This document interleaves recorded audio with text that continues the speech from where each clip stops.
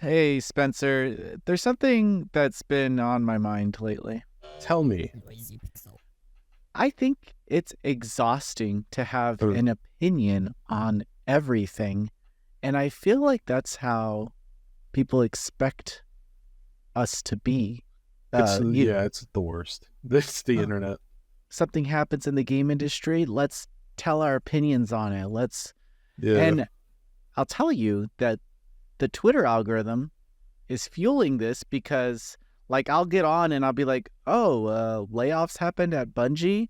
And Uh-huh. then I'll just see like every fucking person that I follow in the industry Yeah. just like talking about the Bungie layoffs and all the Bungie stuff. And then this other people have layoffs. And It then, is weird and because then it's like I feel like you can just kind of assume that everyone who doesn't work at Bungie, who's like in the industry, is like, that's I'm sorry to hear that. That sucks. Like yeah, it's one of those things where like I don't know. I feel like it doesn't. I mean, it must be nice to be on those people and see the support, but it does feel like a thing where like I wouldn't tweet about it because it's not super relevant to me. Also, I don't. yeah. If you I, can't give me yeah. a job, then. No, more like Wait. it's like I don't know. There's some things where it's like I feel like you can pretty safely assume how I feel about it. Like you can be like, Yeah. Spencer and most people would be like, "Oh, that sucks. I'm sorry to hear that." Like I In don't need to go. You guys, I'm sorry that yeah. happened to you. Like, I In the don't care. music, I think I heard in the comedy world, I heard a term used on a podcast. I forgot which one, but it was called clap pause, and Yeah. it's like just saying something for the clap Yeah. for the like fuck Bungie, like oh okay yeah sure they laid off a Yeah. bunch of people, fuck them, sure, yeah, It's like a so catchphrase in a sitcom. We were like, yeah did I do that? And then the yeah whole crowd, it's then you just pause for a just second, the whole crowd, funny. yeah, even if it's not relevant. Yeah, it's like okay. I like sometimes I want to talk about music or sometimes I want to talk about like TV shows or something on my Twitter, and I will write out a tweet and I'm like, none of the people that follow me will give a shit about what I am talking about right now. That's the best stuff to post, though. That's the most honest to you stuff. Like, there's a lot of people online who their entire online persona is just Video look games. how much I care, look how good I am. This happened all in these the video opinions game. I have to have publicly. But I mean, like the stuff where you're like, no one really cares what I think about this DS game from 15. Like, but that's you. That is you. Yeah. Like that kind of stuff. So yeah, that's the best stuff to post. I post my Twitter is almost only that. It's just shit that only I care about. What is Twitter for if not that? I was gonna write on your Instagram the other day, but I will tell you that your Instagram is the most circa 2011 Instagram, and you have like no shame. You're fucking Spencer. You're posting food pictures on your main timeline still? Yeah, I mean, A, I don't do it that often, and B, like, okay, I only post shit that I cook. Well, let me preface the amount of confidence that took to post that. In my eyes, I'm like, fuck, this guy's a king. He doesn't give a fuck. I was just like, look, I made a basic meal today. Like, I'm not. Well, everybody's eating like macaroni and shit. That like I had one of my many crises recently where I was like, I'm 27. I'm nobody. Like I'm nothing. Like I need to like A, learn how to cook things that aren't little baby meals, and like B, I don't like I need to be an adult. Well, so, like, everyone's posting like helped a homeless man today, or look what I did, you know, or look at me and my happy fucking family. And Spencer's just like fucking made curry today.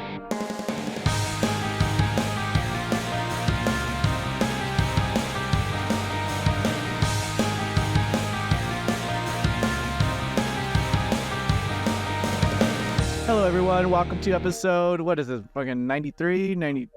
Who cares? It's Unqualified Game Chat. It's not even, we didn't even start yet. Yeah, it's already been like 7 minutes of talking, and now we're here in the beginning. I am your host, Azario Lopez, and with me today is the ever so bright Yep. The ever so brilliant. The ever so beautiful. You flatter me. Spencer, the legacy. Hello. How's it cooking, fellas and fellettes? And we're both wearing our white sweaters today. True. I think I've worn this probably 50% of our episodes. This Mandalorian season 1 hoodie my parents got me in like 2020. Just very comfortable. Is it official? Yeah. It's from like Old Navy. Wow. I've worn it. Did it always have like that old style, like, oh, it's worn, you know, it's like kind of a little rustic? I thought it did. It's little now it's winter fadey. It's snowing outside. So my air and heat don't work because renter life. Yeah. Right, ladies and gentlemen. Yeah. So I wear a hoodie, and this is like my most comfortable hoodie. So when I record, I'm sorry, guys. I don't dress up for you. I don't. I'm over I've as I've gotten older, I don't like the zip ups anymore, man. I'm not a fan of the zip ups. I'm fine with zip up jackets. I'm fine with going out of the house. Yeah, it's like a jacket, but I'm talking about sweaters. I feel like that's exposing the most crucial area that I need warmth. Yeah, exactly. And I don't want a stupid zipper where it like flares up and it looks like you have a boner at the bottom because it like scrunches up at the. No, true. Not a fan. It's never an impressive one. Not a fan. When I was like really depressed when I was like 18 or 19. Yesterday? That's just regular depressed. I was real depressed. When I was like 19 and in college, I had a red hoodie from like Old Navy, I think again. And I had a cap, I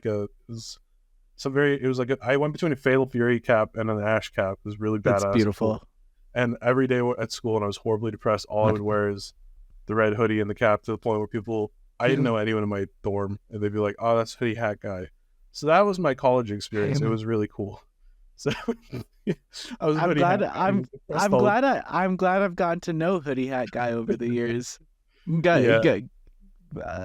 Peeled those layers to get to see more of. It's really interesting to think back on how he evolved into a Grogu sweater. I wear the most food pictures where I'm just like, I made a meal, like Forrest Gump. It rocks. Yeah.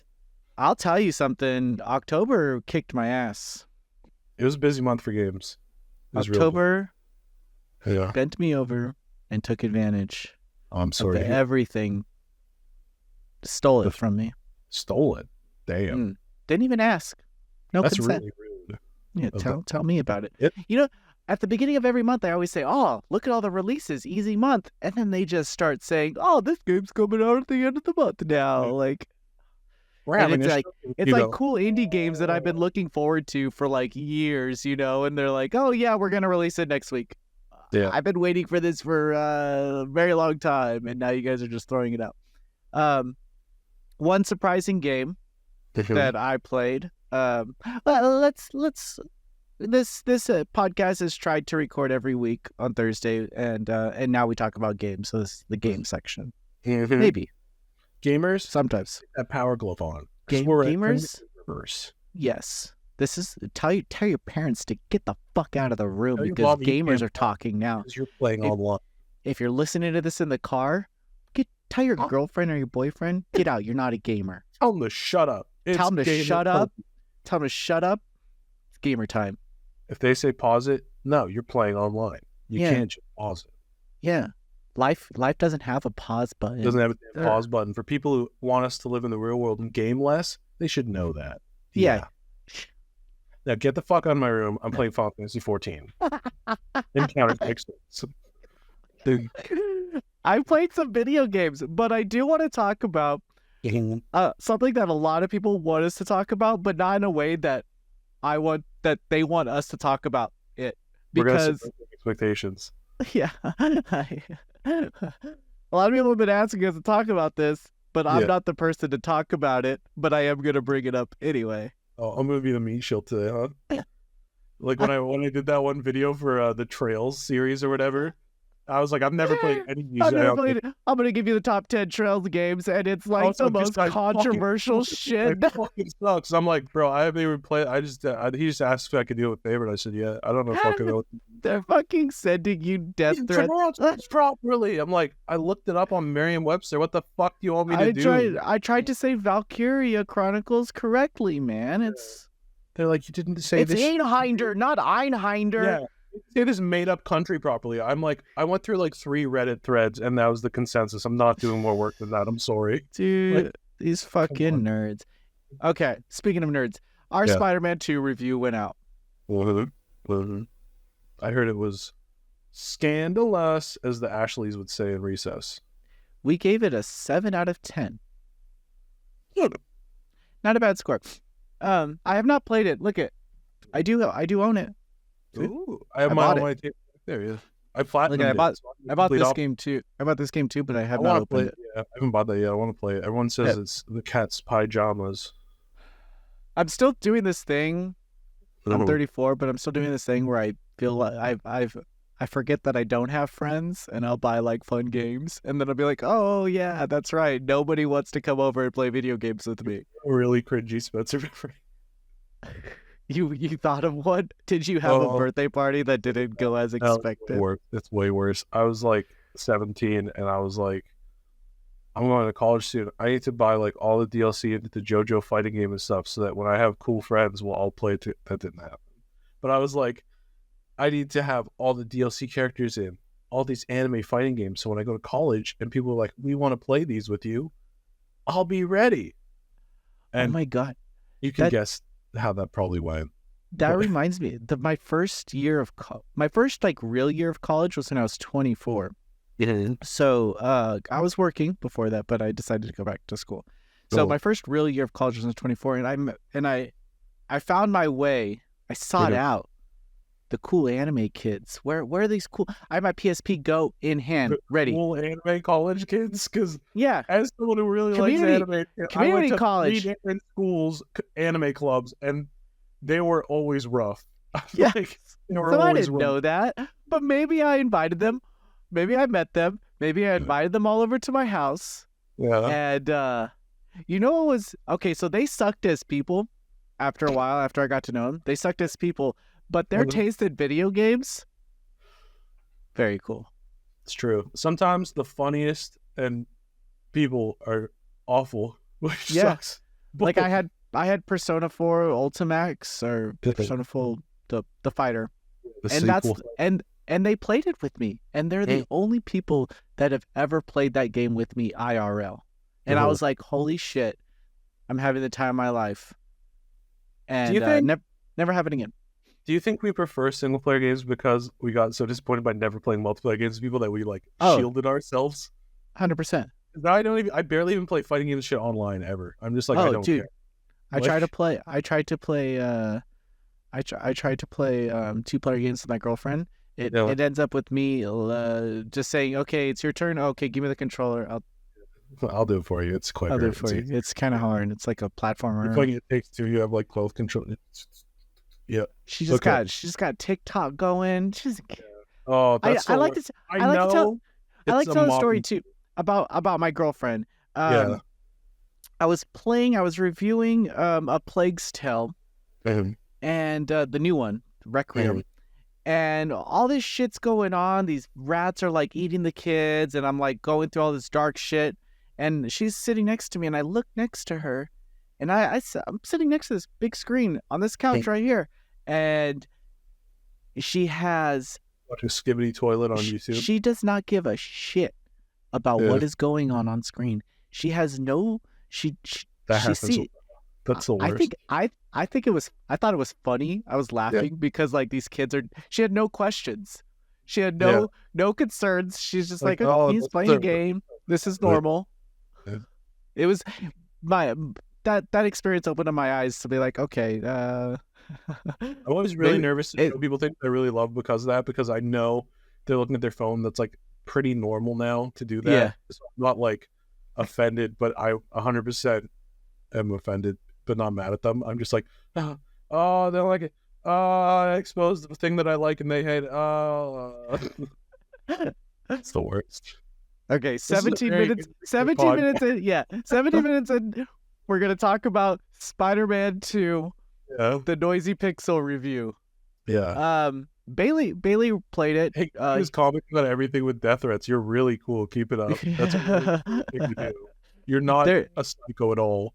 There's been some crazy messages that we've gotten over this. We gave it a 7 out of 10. Bailey experienced bugs while playing it, and It's fairly buggy. I will say, here's the thing about rating a AAA game. It's that it's a AAA fucking publisher. Yeah. There's so much money that goes into these games. As someone who gave Redfall a 4 out of 10, let me tell you, it happens. But we have to. It sucks because in your head you do, as a reviewer, and I have not played Spider-Man 2, but I will say that you have to also take budget into consideration on these kinds of projects. Yeah. Spider-Man 2 could have been delayed to November. It probably would have hit the same numbers. People would have still bought it. No, it would have still sold. Just release that little, like, all you have to do is do the tweet with like a photo of text that's like, everyone would have been so down. We want to make sure that Spider-Man 2 is swinging as fast and as high as it can. So we're going to need 3 extra weeks to patch out some arachnids, bugs, and we'll be... you should be a community manager. Yeah. Wow, you're hired. Yeah. Please hire me instead of ChatGPT, please. ChatGPT's free. Yeah. So I will say that, like, as you review video games, and people were like, you guys gave Starfield an 8. And that's the insane thing. People don't comprehend that there's different people with different tastes. That's insane to me. I think it's like a monolith. Like, well, Noisy Pixel rated this 6 years ago, a different score than that. Yeah. It's like, first of all, the person who rated it 6 years ago, A, isn't here, and B, is probably like dead at this point. That's a long time. Yeah. And B, like, 2 vastly different games. Yeah. Like, it's insane to me that no one has the... Well, it's not insane, because you look at Twitter, you see... I also attribute it to just the experience of the person reviewing it. I've read reviews where some reviewers just had the game crash on them over and over and over again, and they have to review it like that. Maybe that's not the experience that everyone has. Maybe that's not the experience that you're going to have, but it is an experience that happened. And it would be dishonest to review it as though that's not what happened to them. I will say that Nintendo, we gave Zelda an 8 out of 10, and Nintendo had hundreds of 10 out of 10s for Zelda, but they did decide to put us on their advertisements as 8 out of 10 Noisy Pixel. That's good.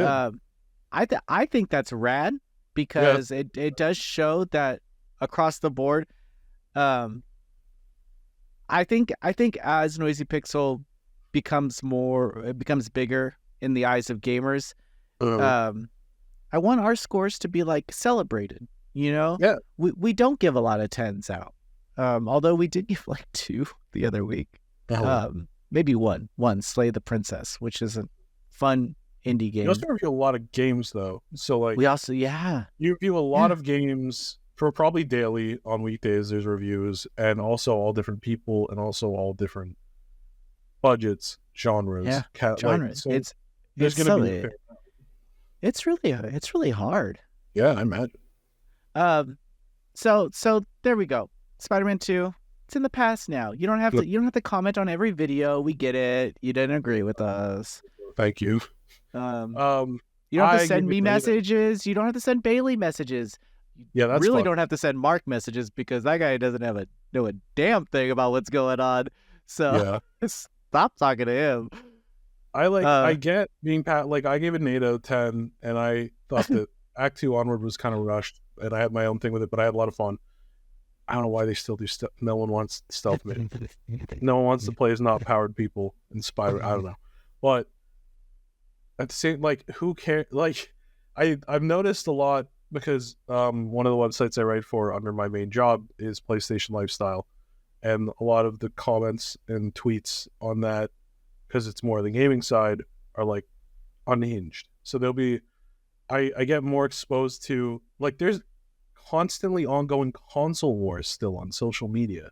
That's insane to me. Who fucking cares? PS Lifestyle today has that. It's a PlayStation fanboy ecosystem. Yeah. So if Xbox players know exactly where to go to, and there's not a lot of thing is there's an equal amount of both That's incredible. fighting in the comments of a PlayStation. Like, obviously, if you go to PlayStation Lifestyle, it's more PlayStation centric because it's a PlayStation website. But there's still people fighting in the comment sections of every single article or like on the tweets about consoles and like, oh, Spider-Man 2 is mid. This is the Xbox One. Like, I can't fathom caring. Like, these people cannot have jobs and lives and families. Like, there's so much happening in life all the time for most people. I can't imagine like tweeting all day just trying to say the games you like are not as good as you think they are. That's insane. Yes. And the opposite, like with the review where they're like, you gave this a slightly lower but still positive score, you're evil. Like, what breeds that mindset? That's insane to me. I don't understand. People were saying that we're doing it for clout and stuff, and I can tell you, they didn't even give us a code. We had to buy that game to review it. There's no, and then because you said that, people be like, "Oh, then you're trying to get back at them for not giving you your free code." It's no. Life's and that's the thing. It's like anime. Life's not a fictional story. It's not 3 acts. It's not. There's not character motivations that are like. That's not how that works. I mean, and in the big scheme of things, it's basically free because we write it off as a tax write-off. That's true too. So I mean, that theory disproven. Like, disproven. Yeah, it's insane. I don't get it.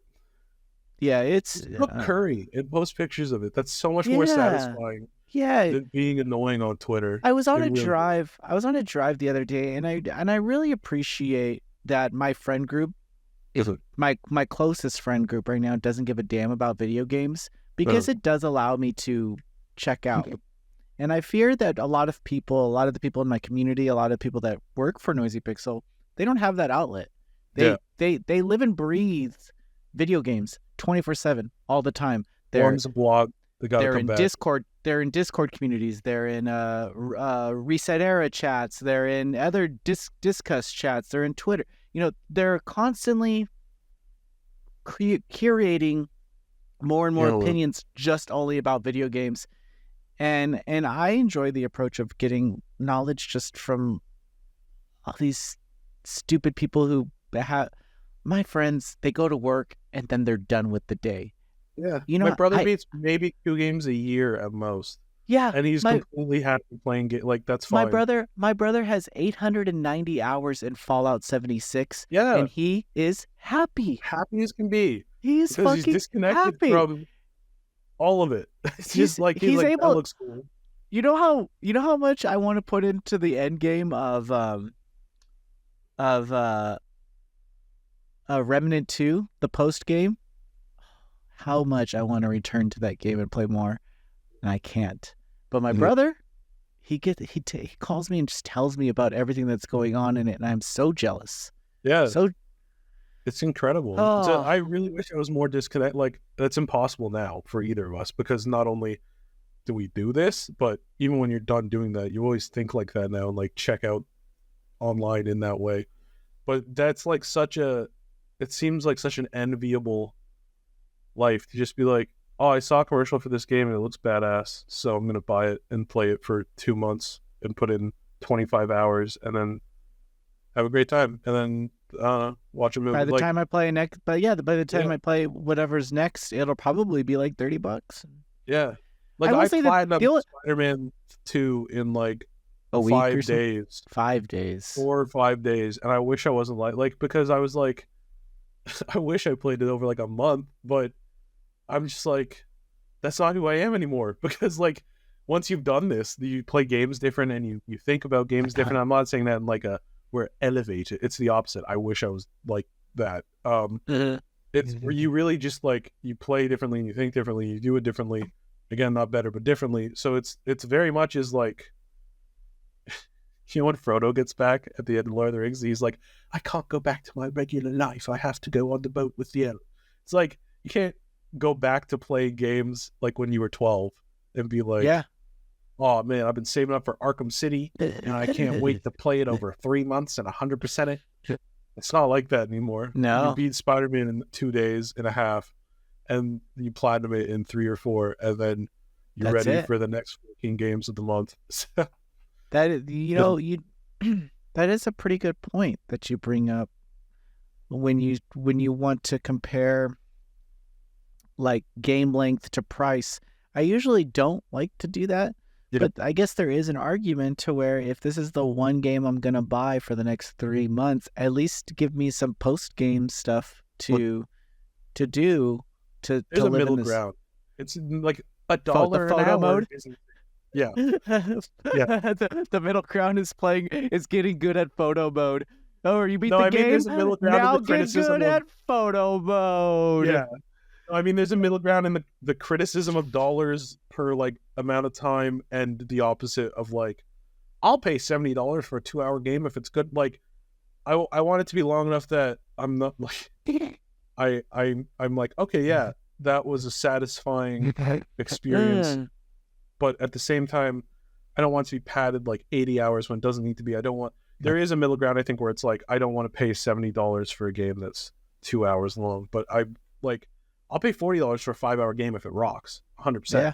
But like there is, I think, a middle where it's like I don't want every game to be 120 hours, but I also don't want it to be a movie. I don't know. Maybe that's contradictory, but I think there is something to be said for that. I just don't know if there's really a concrete ratio or anything like that necessarily. Yeah. What did I pay? I paid $70 for Final Fantasy 16, and even that was a little long for me. That was a little long for me too. For me, but I'm sure like other people were like, "Oh, I want it," but I couldn't imagine playing Spider-Man for 40 hours. I'm sorry, I don't think.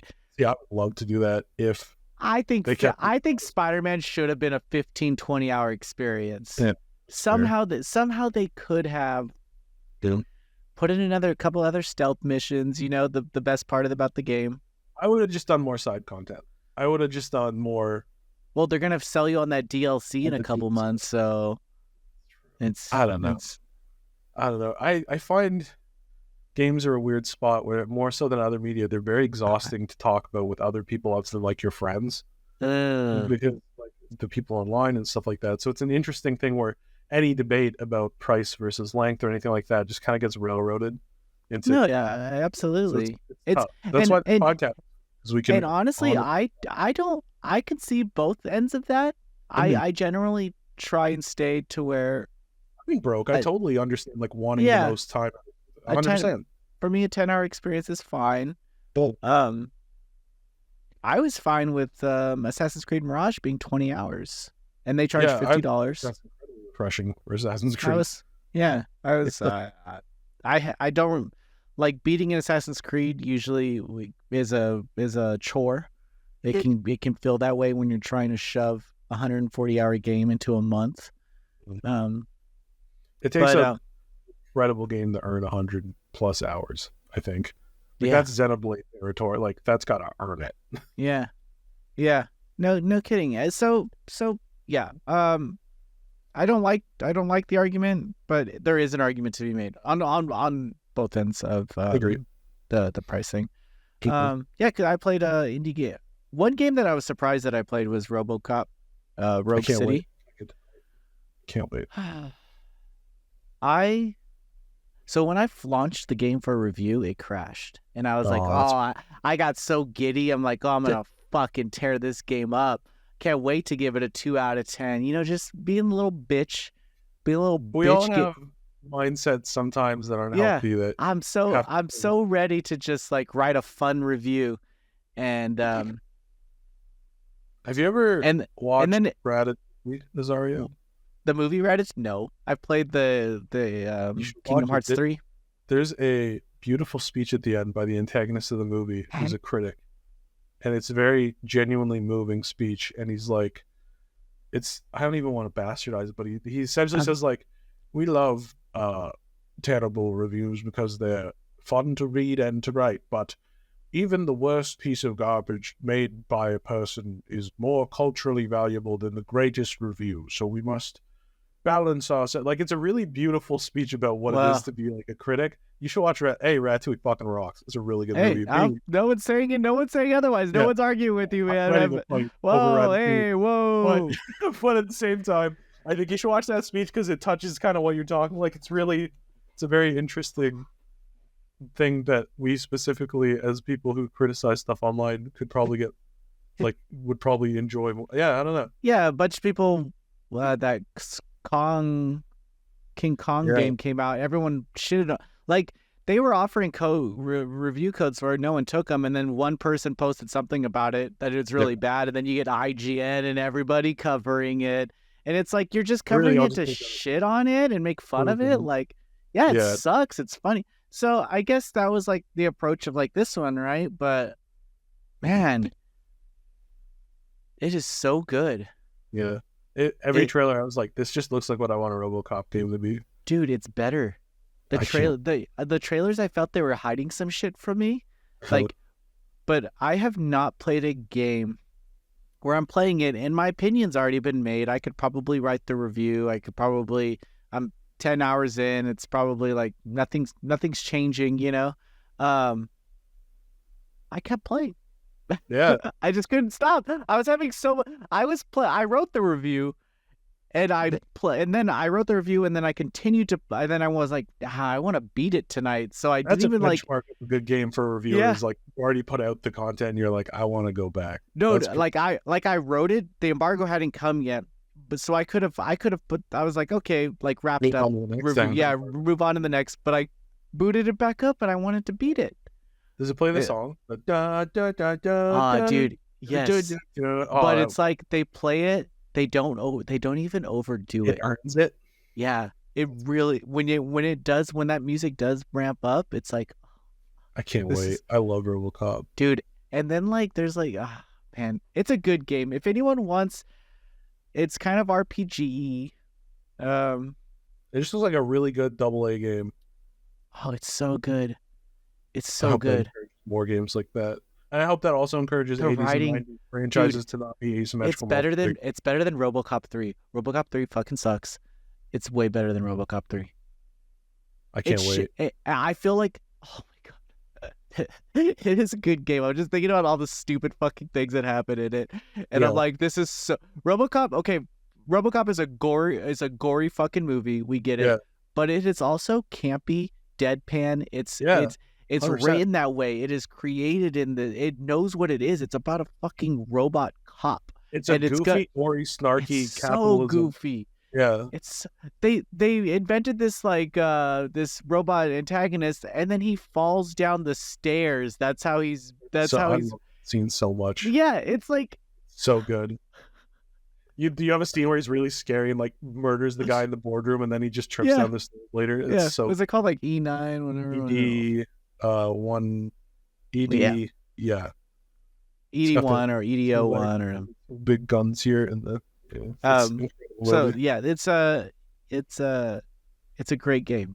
Joe, my hope for this game is because this game in my nightmares could have been the reverse asymmetrical multiplayer, 3 criminals versus RoboCop. I'm tired of asymmetrical. Yeah. Oh yeah. 80s movies and horror movies.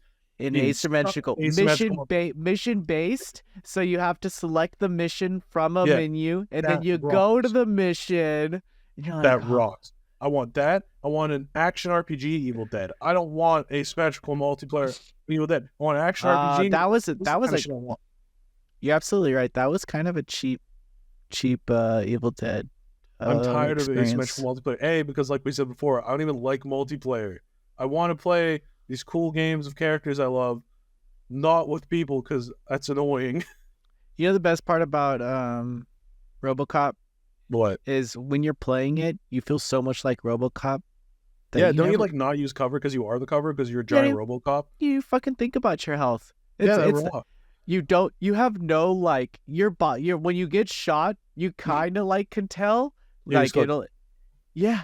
And I'm like, holy shit, I feel like a fucking robot. Oh, I can't wait. I can't wait to play it tonight. It's going to be so cool. Yeah.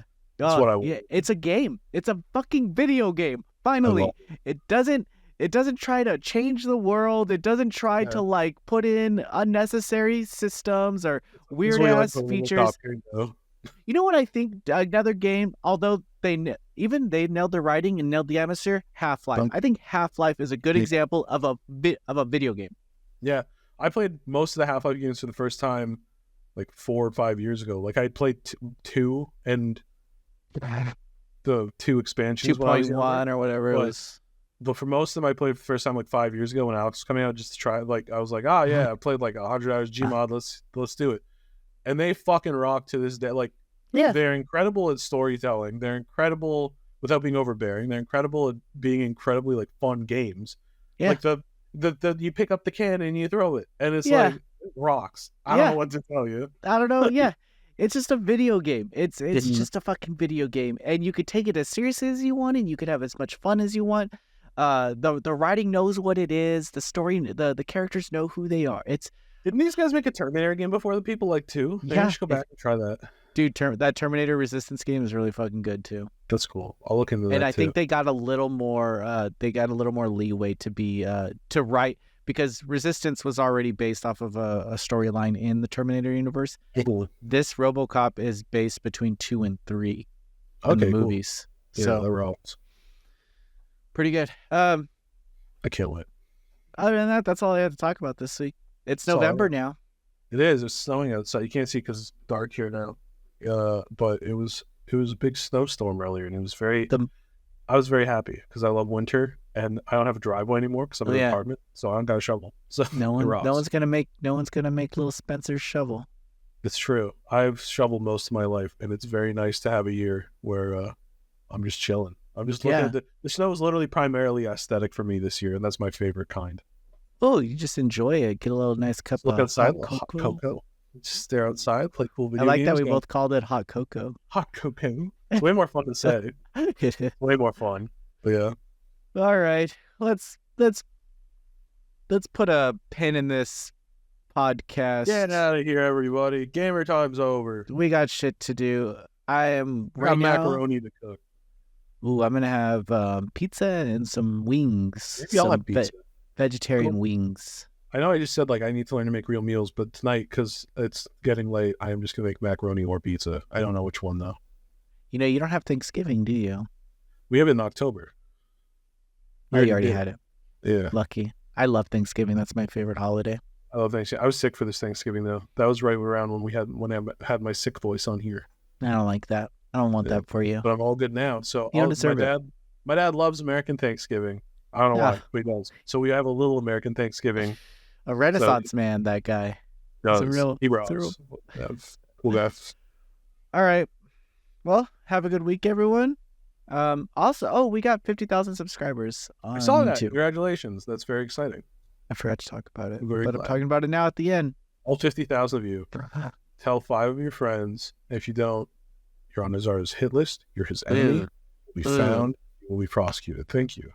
I think it's really incredible that 50,000 people even give a shit. You know, to click that button. You know, it's like it's so stupid and so silly. Such a silly action. Such a silly like modern thing. But it isn't. It is cool. It is cool. It's cool. 50,000 people want to hear what Noise Pixels say. That's pretty incredible. And it's only gonna get better. You know what I bought? What? A teleprompter. Oh, that's such a good idea. Teleprompters rock. That was my favorite thing in journalism school. Teleprompters are so easy to use and cool. Yeah, Elgato put out ones, and I was looking at it, and it's really fucking good. It doesn't need an iPad or anything like that, so that's really better. Handy. Yeah. Anyway, so for the people who listen to this long, news is coming back. I'm gonna be doing a lot more on camera crap and that'll make it a lot easier. Oh yeah, dude. Also found new ways to put together new scripts and stuff like that. So it's all about streamlining. I think at this point, it's all about like, because we are very small, but we do so much. I envy the people who the websites who just do written, you know, and then they could just focus on that versus the websites that are the ballots that just do videos, so they only have to focus on that. And the fact that we do both, plus podcasts, plus events, it's like, and we're only really, honestly, 5 people. Yeah, so, 5 people. Like the day to day. There's people who do freelance reviews for us, but the core 5 people, and even 3 of them are part time, so it doesn't. Anyway, thank you everyone for the 50,000, and See you next week, hopefully. Bye, everybody.